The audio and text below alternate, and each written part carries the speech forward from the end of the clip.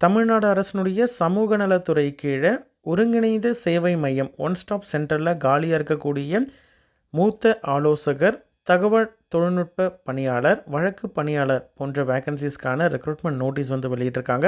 மாவட்ட சமூக நல அலுவலகம், ஈரோடு மாவட்டம். மினிமம் 18,000 ரூபாயிலேருந்து 22,000 ரூபாய் வரைக்கும் சேலரி இருக்கக்கூடிய இந்த பணியிடத்திற்கு மினிமம் சமூக பணி சார்ந்த முதுகலை பட்டம், உளவியல் முதுகலை பட்டம் முடித்த கேண்டிடேட்ஸ் அப்ளை பண்ணலாம். கம்ப்யூட்டர் சயின்ஸில் கணினி அறிவியல் அல்லது கணினி பொறியியலில் யூஜி முடித்த கேண்டிடேட்ஸ் அப்ளை பண்ணலாம். சரிங்களா?